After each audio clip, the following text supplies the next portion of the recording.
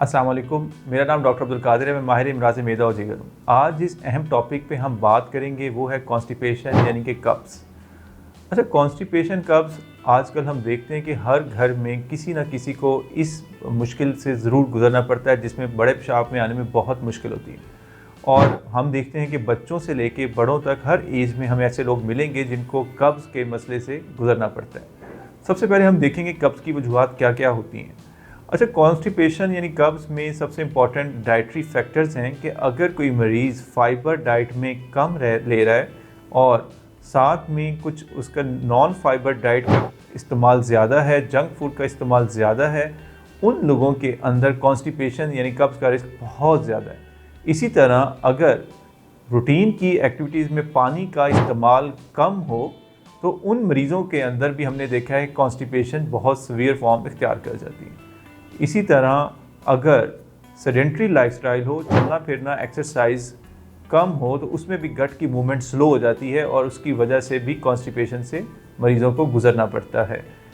इसके अलावा डाइटरी और लाइफस्टाइल के अलावा कुछ और फैक्टर्स हैं, कुछ मेडिसिन्स ऐसी हैं जिनके इस्तेमाल से कब्ज़ जैसी मुश्किलात में हमने देखा है लोगों को गुजरना पड़ता है।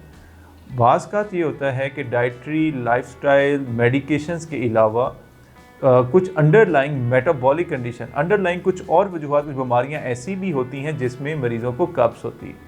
अब हम आ जाते हैं कि इस कब्ज़ से हम कैसे छुटकारा हासिल कर सकते हैं। सबसे पहले जो नंबर 1 चीज़ है कि डाइटरी मॉडिफिकेशन, यानी कि खाने पीने में कुछ एहतियात कर लें तो हम कब्ज़ को काफ़ी हद तक कंट्रोल कर सकते हैं। खाने पीने में फाइबर कंटेंट को ज़्यादा करें, जिसके अंदर फ्रूट्स और वेजिटेबल्स का ज़्यादा से ज़्यादा इस्तेमाल बहुत ज़रूरी है कब्ज़ को कंट्रोल करने के लिए। फ्रूट्स में अगर हम आएँ तो सबसे इम्पॉर्टेंट है कि हम लाइक कीवी का इस्तेमाल एटलीस्ट 1-2 डेली करें। एप्पल या सेब का इस्तेमाल आजकल बहुत हमारे यहाँ कॉमनली अवेलेबल है पाकिस्तान में, और सेब को अगर प्रॉपरली तरीके से लिया जाए, ये बात वाकई ठीक है कि Apple a day keep doctor away. इसीलिए मैं कहूँगा Apple a day keep constipation away. अगर आप डेली का सेब प्रॉपरली लेते हैं तो उससे भी आपकी गट की मोटिलिटी बेहतर हो जाती है। इसी तरह अमरूद के ऊपर आए, अमरूद भी अल्लाह ताला ने एक नेचुरली एक ऐसा फल बनाया हुआ है जिसके साथ अगर रेगुलरली तौर पे लें तो गट की मोटिलिटी इंक्रीज़ होती है और कॉन्स्टिपेशन से काफ़ी हद तक छुटकारा हासिल किया जा सकता है। आलू बुखारा या आलू बुखारे की चटनी, ये भी हमारी गट की मोटिलिटी और हेल्थ के लिए बहुत मुफीद है। इसको भी अगर प्रॉपरली लिया जाए तो कॉन्स्टिपेशन से काफ़ी हद तक छुटकारा हासिल किया जा सकता है। पपीता हमारे यहाँ इजीली अवेलेबल होता है पाकिस्तान में। पपीता भी गट की मूवमेंट और फाइबर कंटेंट को बढ़ाने में बहुत हेल्पफुल होता है। इसी तरह सब्जियां जो कि रूटीन में हमारे यहाँ पाकिस्तान में बहुत क्वांटिटी में अवेलेबल होती हैं, अगर सब्जियों को भी हम रूटीन में लें तो उससे भी हमारा फाइबर कंटेंट एडुकेट होता है और गट की हेल्थ के लिए बहुत अच्छा है और कब्ज़ को रिलीव करने में हेल्पफुल होता है। इसके अलावा हम अगर देखें, चिया सीड्स का इस्तेमाल अगर किया जाए डाइट के अंदर रूटीन में, और नट्स का इस्तेमाल प्रॉपरली किया जाए, ये सब चीज़ें फाइबर कंटेंट और मोटिलिटी के लिए बहुत इफ़ेक्टिव होती हैं, जिसकी वजह से कॉन्स्टिपेशन से हम छुटकारा हासिल कर सकते हैं। अच्छा, लोग हमने देखा है कि फ़ाइबर तो बहुत लेते हैं और उसके बाद कहते हैं कि ये सारे फल सब्जियां इस्तेमाल करने के बावजूद कॉन्स्टिपेशन यानी कब्ज़ बेहतर नहीं हो रही। आज मैं आपको बताऊंगा कि उसकी वजह क्या है। अगर हम फाइबर ज़्यादा इस्तेमाल करें और उसके साथ पानी को प्रॉपरली जिस मिकदार में हमें चाहिए होता है ना लें, ये सारे फाइबर कंटेंट कब्ज़ की बेहतरी के लिए हेल्पफुल नहीं होते जब तक हम पानी का भी इस्तेमाल उस मिकदार में करें कि वो फाइबर को हेल्पफुल करे, कि वो कब्ज़ जैसी चीज़ से हमें रिलीव करे।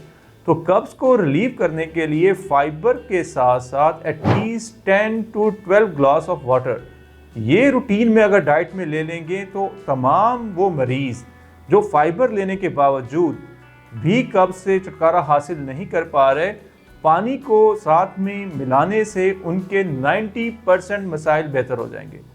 और हमने ये देखा है रूटीन की एक्सरसाइज बढ़ाने से भी कब्ज़ के मसले को बहुत हद तक काबू किया जा सकता है।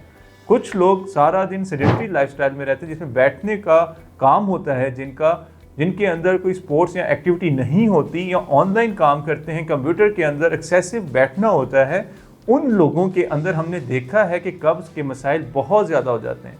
ऐसे लोगों को हम ये रिकमेंड करेंगे कि वो अपनी डाइटरी हैबिट्स को बेहतर करने के साथ साथ रूटीन में एक्सरसाइज को लाजमी अपनाएं।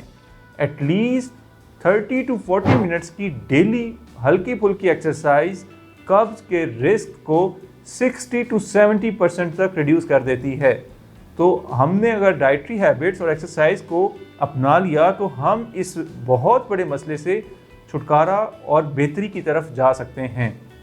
इसके अलावा अगर इन तमाम चीज़ों को करने से, डाइटरी हैबिट्स को बेहतर करने से और एक्सरसाइज को अपनाने के बावजूद भी अगर कब्ज़ मुसलसल रहे, तो उस सूरत हाल में ये बहुत ज़रूरी है कि बजाय इसके कि हम रूटीन के टोटके इस्तेमाल करें, हमें चाहिए मुस्तदर डॉक्टर से ज़रूर मशवरा करें ताकि हम अदर कॉजेज़ ऑफ कॉन्स्टिपेशन यानी कब्ज़ को लाजमी आइडेंटिफाई करें कि खुदा न खास्ता नाली जो खुराक वाली है और बड़ी आंत या छोटी आंत में कोई ऐसा प्रॉब्लम तो अंडरलाइंग नहीं है जिसकी वजह से पखाने की मूवमेंट में प्रॉब्लम आ रही है। तो उस चीज़ की तशख़ीस होने से भी कब्ज़ को हम बेहतर कर सकते हैं। कुछ मेटाबॉलिक अबनॉर्मेलिटीज़ हैं जिसमें शुगर है, थायराइड डिसऑर्डर्स हैं, ये सब चीज़ें आंत की रवानगी को मुतासर करती हैं। इन चीज़ों को कंट्रोल करने से भी हम आंत की जो मूवमेंट है उसको बेहतर कर सकते हैं और कब्ज़ से छुटकारा हासिल कर सकते हैं। तो ओवरऑल मैं यही कहूँगा कि कब्ज़ जो कि हर घर में मौजूद है, हर एज के लोगों को ये मुतासिर करती है, इसमें थोड़ी सी एहतियात, जिसमें खाने पीने की एहतियात, एक्सरसाइज को रूटीन में कर लेने से, और अगर खुदा न खास्ता कोई अंडरलाइंग रिस्क फैक्टर है जिसमें कब्ज़ के मसाइल मरीज़ को हैं, उसको प्रॉपरली डायग्नोज करके अगर मैनेज कर लिया जाए तो हम इस मुश्किल से बहुत आसानी से बच सकते हैं और लंबे अरसे तक सिरप जो हम रूटीन में लग्जेटिव की फॉर्म में ले रहे होते हैं उनसे भी छुटकारा हासिल कर सकते हैं। शुक्रिया।